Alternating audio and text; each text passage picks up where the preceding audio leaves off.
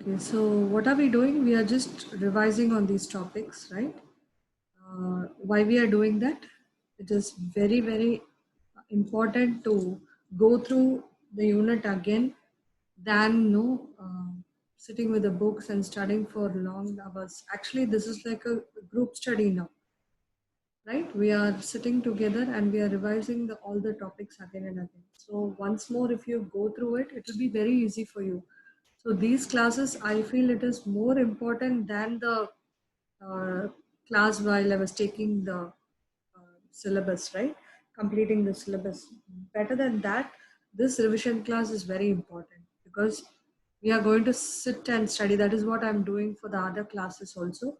Together, we are sitting and revising, and so they are allocating this date like Monday, Tuesday, Wednesday, for example. You can just allocate those 3 days for revising CF during the CF class. So apart from that, when you go and just look back the slides, you will easily remember, and it's not required for you to sit and know separately study something. That's the main motto of going for a revision, right? So think it in that way, take it in that way, and make use of it. Make use of, just don't put your headphone and sit and just because we have to time pass this class. Don't be in that mood. If you are in that mood, it will not be fruitful for you or for me. It's a waste of time. So just convert it. Anyway, you're attending the class, convert it to usefulness. Finish it off. That's all you can. After the class, you need not have to open and see. You'll remember well when you start revising with me, right? So let's look towards it and let's try to learn it off here itself. Okay, because your book is very big, and yesterday when I talked to some of your friends, they wanted the question bank. So I'm preparing the question bank also for each and every unit. And you will not find notes anywhere outside, even in the Google, you will not find notes for CF. So that is why I've taken so much of my time to prepare right for the first 2 units. I literally sat and wrote, and I've given you the notes. For third, fourth, and fifth, you have the entire syllabus is there in the form of PPT, which I've prepared, right? So if you go through that PPT itself, is more than enough for you to write the paper. So uh, this is let's make today's class uh, really useful for us. Okay, so encourage your friends also. Monday, Tuesday, Wednesday, this hour we'll sit with ma'am and we'll revise the topic and we will finish it. That's all. You close after this class. You don't have to open it, right? When you revise, you'll easily get it into your mind. So that is what we started yesterday, the first 2, 3 topics. So I'll just move on to that. Yeah, we actually finished this also yesterday. This this also we finished.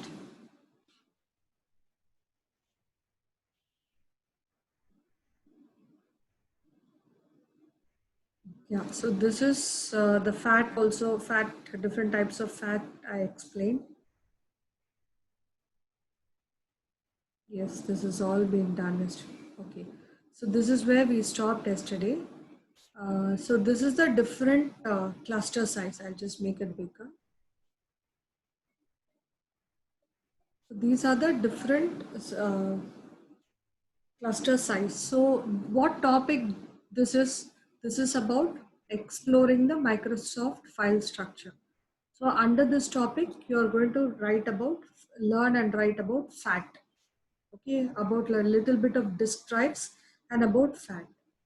So if you see the drive sizes, there are different drive sizes. You don't have to by heart everything. Just have this for updating your theory part for this answer. Okay, you can draw it like a table and write whichever possible 2, 3 MBs of drive size. If you just remember that, it will be well and good. Actually, it is very easy to memorize. There is nothing hard in it. They will not be specifically asking you this table and all. Just it's for you to upgrade your knowledge.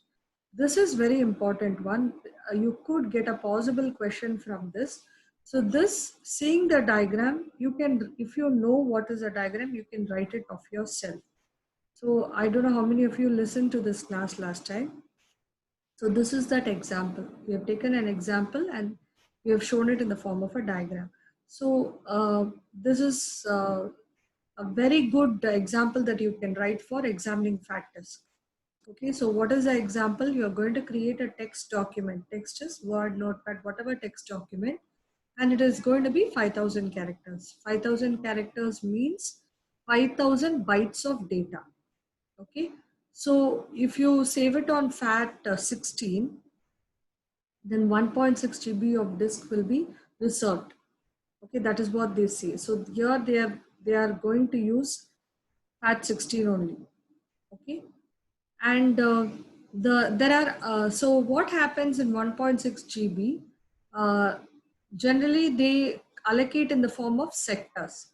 So if you see the diagram, okay, forget about all this 1.6 GB and all, just forget about it.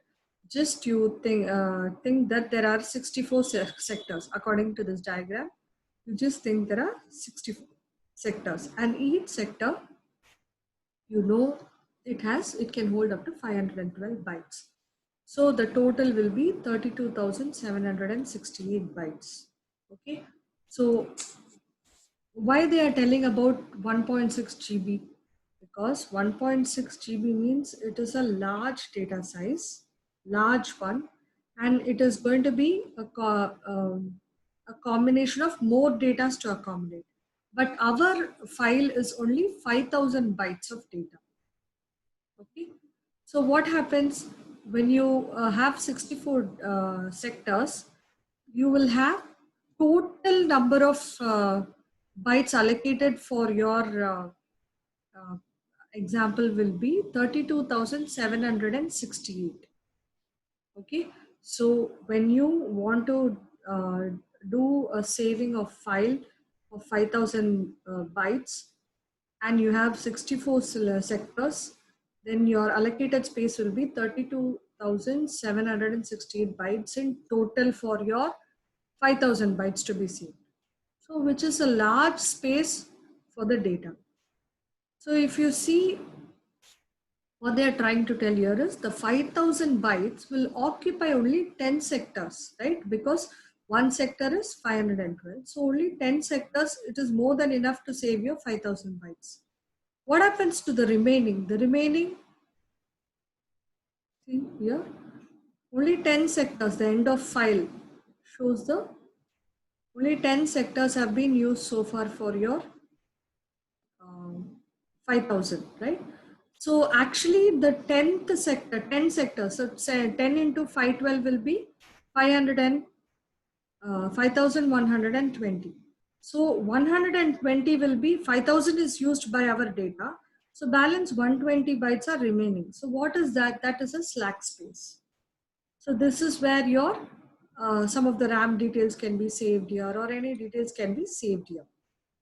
Okay, so that is one concept here in this example. Then what happens after, if you minus the 64 from 10, you have balance 54 sectors of no available for us to still to use, but we have no necessity to use. We are using only 10th sector. So how much of remaining bytes are unused space? So these kind of unused space only, what happens, these forensic, no, these criminals, or we call them technically smart criminals, those people try to insert the data which they want to be hidden. Okay, so this is the best example that you can give for this examining fact disk. I hope you understand this. If you understand, it is very easy. You can just see the diagram and write by yourself. So how will you simply write this? You'll just take this example and say 5,000 bytes of data. I'm going to write it in my text document. So I'm having 64 sectors allocated for me if I go for FAT16, or yeah, FAT16. So if it is 64 sectors, then each sector is 512 bytes. So I have a total allocated space of 32,768 bytes, out of which for my text document of 5,000 bytes, I am going to use only 10 sectors. And in that 10 sectors itself, I have only 5,000 is my 5,000 bytes I'm using. 10 sectors means the space is 5120. So there is a balance of 120 bytes. So that space also is a slack space. Remaining 54 sectors are also free. That is also a slack space. So these spaces are the ones with which when you examine the fat disk, these kind of spaces only you're going to identify. That is why you're learning this, not to know how to save your file, okay? How the spaces are allocated, because our target is that space is the one in which these technically criminal or technically wrong person tries to fit in the data and hide it. So how to identify that space? Okay. So if they ask you how to identify the slack space, for that question also you can write this answer. How to examine the fat disk, you can write this as an example. And anything about RAM slack, if they ask, you can write. Then if they ask about sectors or cylinders, explain sectors and cylinders, that time also you can say about this. Okay, so this you can use it in different questions. You can use it as an example for different questions. And even for FAT16, if they ask, give an example, you can go for this. Okay, got it? Okay, so this is another part, deleting the FAT files. That I think this is the last part of this file structures. So if you want to delete, you must have certain commands, right? Just like we saw deleting NTFS, you also have certain commands for this. So generally they use this hex E5. OX E5 is, no, the operating system will insert this. So that will be in the form of a lowercase letter, sigma, that is called sigma. Generally, in the operating system, that sigma is there means then it tells the operating system that the file is no longer available. Okay, so the sigma is the one which is going to identify that the file is no longer available. So in Microsoft operating system, what happens? So this is a generally we have told in DOS. This procedure is for DOS we are talking, the sigma symbol. Likewise, if we have to talk about Microsoft also. Okay. Throughout this unit, we are talking about two operating systems. One is your DOS and the other one is your Microsoft operating system. Okay. Throughout this unit. So in DOS, what happens, how you do, you have a directory entry. There is a directory entry maintained. So when you use this hex E5, that will be replacing the first letter of the file name. Okay, so they are going to replace that XE5 with the first letter of the file name. Okay, and that file generally it will be set to 0. When it's set to 0, it is understood that file is not available further. Then what are the point you must know here is unallocated disk space or free disk space. So again and again we're talking about the same things. Whatever is deleted, it will become a free disk space. It will be now available for new data to be written. That's all about it. Okay. So this is with regard to examining the Microsoft file structures. So let me just, whatever we did so far, let me just tell you how you can approach these answers. What are the different kinds of answers? Then we'll go on to the next. No point in simply running over. Okay. So yeah. So you have the first topic, which is understanding the file system, which is nothing but they could ask you basic questions of file systems. Like for example, this CMOS could be asked, what is the BIOS? And they could ask you the different keys. Okay.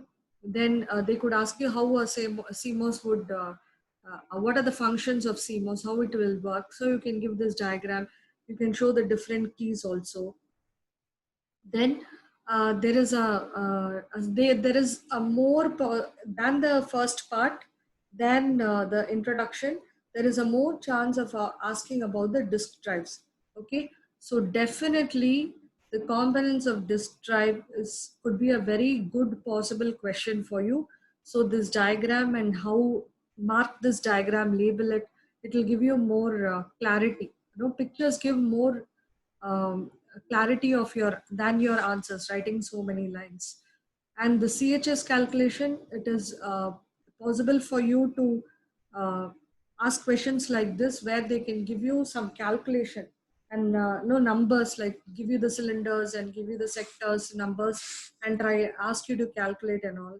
That is possible. Or they can ask you as a theoretical question also, tell how the CHS is calculated. If they ask us as a theoretical question, you can apply this, see this diagram, apply it and do it in this way, which has already been taught. And these disk properties are also very important. You must know about it. So the disk drives is a possible very, very good question that could come in your 5th unit. And the other one is this sectors and disk partition. Yeah. So disk partition, and the possible good question in disk partition is hex workshop. Okay. So they can ask you in specific, they can ask you explain about hex workshop because it is given in your textbook. One possible way is they could tell you try how will you implement the file system in your if you have a Microsoft operating system. So they could twist and also ask you like that. So whatever it is, we are ready with hex workshop. So you try to write it. If they, in case they ask you any other software, okay, suppose they ask you WinX or they ask you not on disk edit, okay, just for this what I suggest is there are 3 things disk editors given in your syllabus according to your they have mentioned about it, but they have only given in detail about hex throughout your book. So my suggestion is just go Google yourself and see the WinHex, the page and the dot and disk edit page, because they are going to be similar to this diagram. Okay, so if you get this diagram, all the other things are similar to the hex workshop. Okay, so my suggestion is get this diagram for the remaining 2, Norton Disk Edit, WinX. Okay, get the first page of that software, and whatever steps has been given in Hex Workshop, that is the same thing. It's applicable for any software, because you need to open a drive and you need to click on the drive to bring that drive into the software. That will be common for any softwares. Likewise, if you want to copy some content from that software to your USB drive, then you are supposed to insert a some hard disk or something in the USB drive, or whatever ports are available, and you need to copy it from the software or from the disk. So that is going to be common for any software. So you can, with the base of Hex Workshop, you should be able to write any software they ask you. Okay. Now the next is, yeah, so this is a possible very good question in file structures, which is about your fat disk. I'm expecting a lot of questions from fat disk. Okay. So you can, because it's a very important when you take the operating system, how a file allocation table works. So the different types of 4 versions of FAT and the differences. I've already told you the differences in class. I'll also send you some notes for the differences. You can write it down with the example. So you draw like a table, FAT 12, FAT 16, 32, FAT X, draw like a table, write, differentiate all the 4 with the examples. That will be the best way to handle this question. And it will, this is one beautiful example that we saw just now. You can, I told you already, where all you can apply this. Okay, so we are moving on and deleting the fat flies. So that is with the first part of the first unit, right? This is also in the first part of the first unit. This is a very, very, very important question. How the Windows registry works. Okay, it is a very dry answer, and definitely you need to know how to learn this answer. So we will now understand how to learn this answer. Okay, so how we are going to learn the first few steps that we should remember with regard to Windows registry. The first important step is the initialization files. Okay, so when I talk about registry, first thing I'll keep in my mind is initialization files, which are called as .ini files. That is very important for a Windows registry. Then that is the main part. Apart from that, these things you just try to keep it in mind that the registry will have a database which can store the hardware and software configuration, then some networks. What are the networks that are correct? Just think, we have a Windows operating system. What all will be there inside? Network connections, some usernames, passwords, and then some hardware, software information, all that. Okay. So this is about it. And yeah, so after we know the basics of this, yeah, further you can go on to this.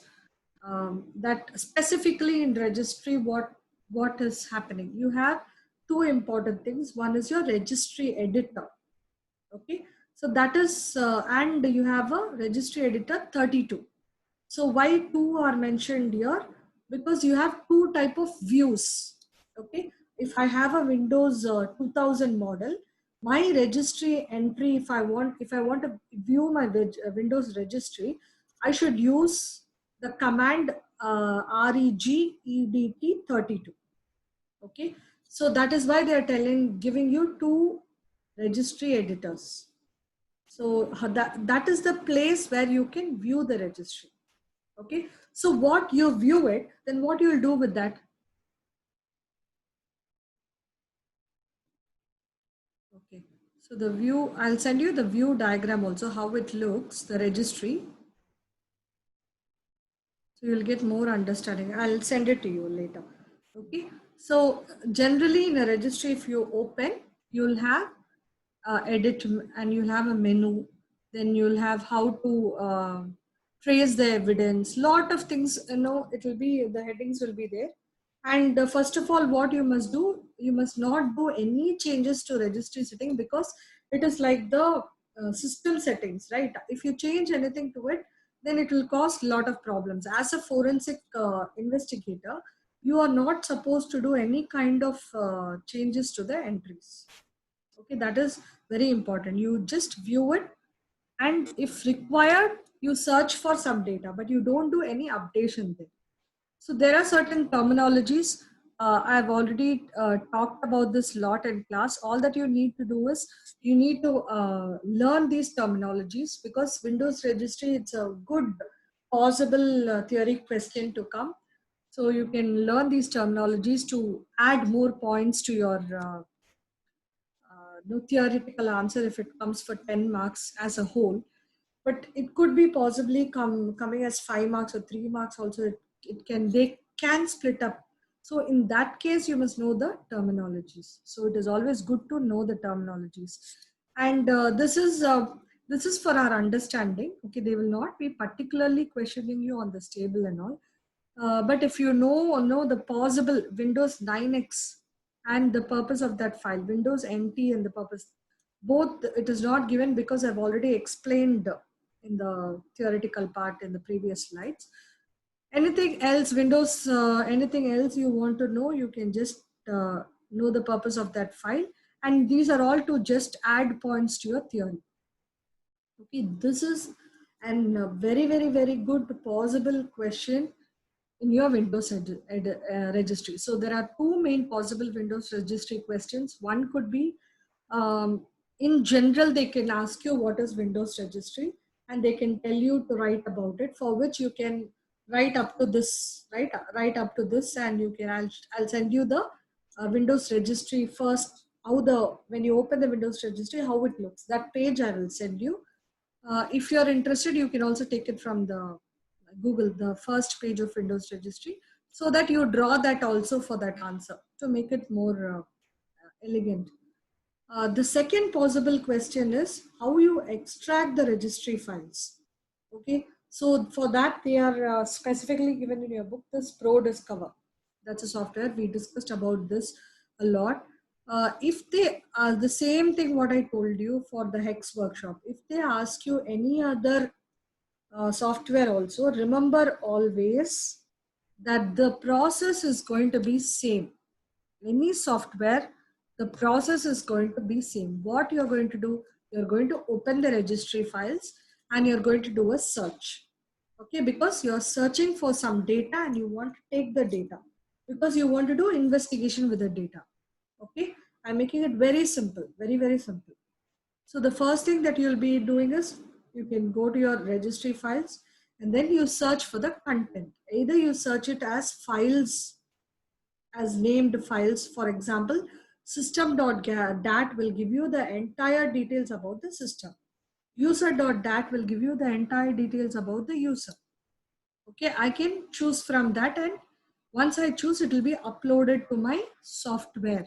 This is the Pro Discover software page. If they ask you any other software, how will this software work in Windows? Any other software like your Norton or for WinX or any other software, if they're going to tell, that software will also have this basic steps is going to be the same.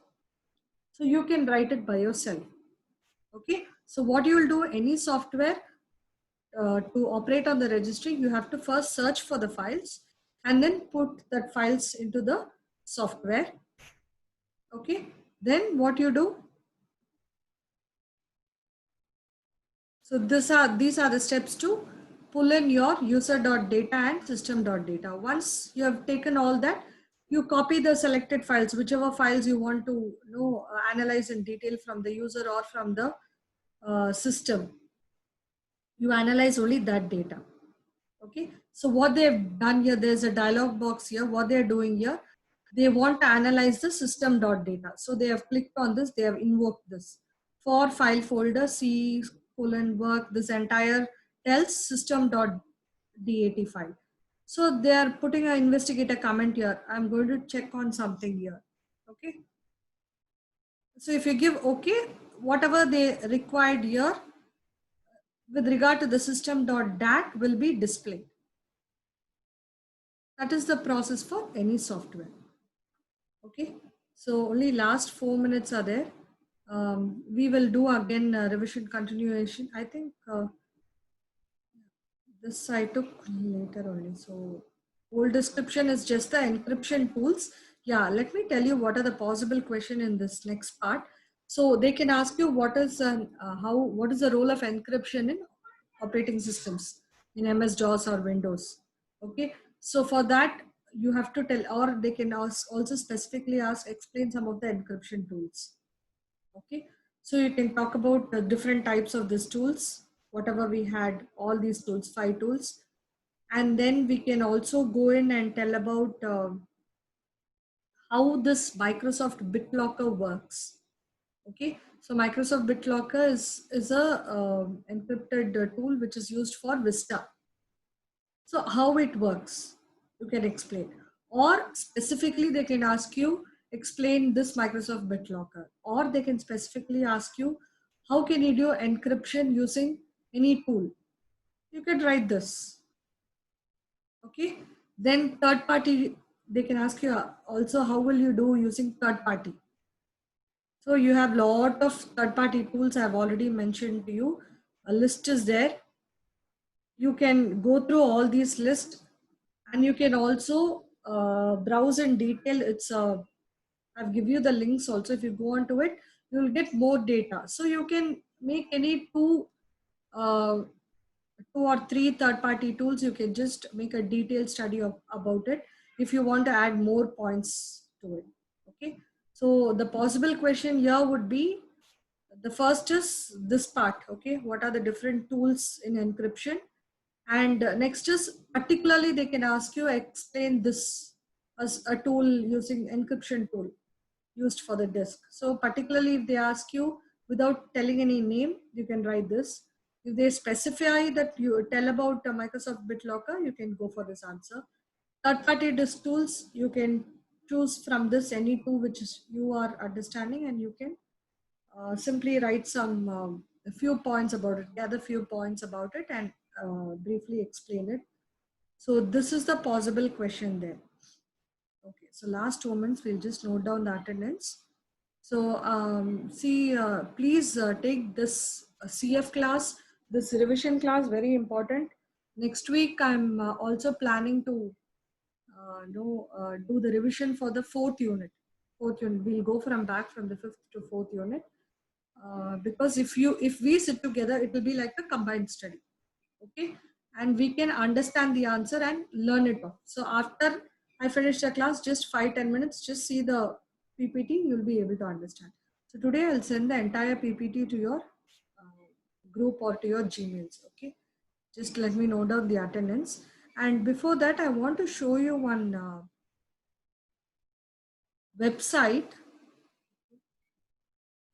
yeah, which is called Virus Total. Are you able to see the screen?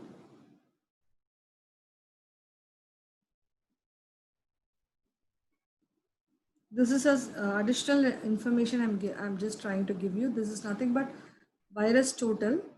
If you go on to it, it will tell you any file that you submit, it will tell you, it'll scan and give you what are the different, you can choose a file here. Are you able to see this? You can choose a file here and it will search and tell you what are the different attacks happened to that file and all. Just try by yourself, and next class we will see how it works if you are interested. Okay, or anyone else has tried, you try to tell me how it works. I'll unmute you. You tell me how the Virus Total works. Okay then. So see you. Have a great day. Bye bye.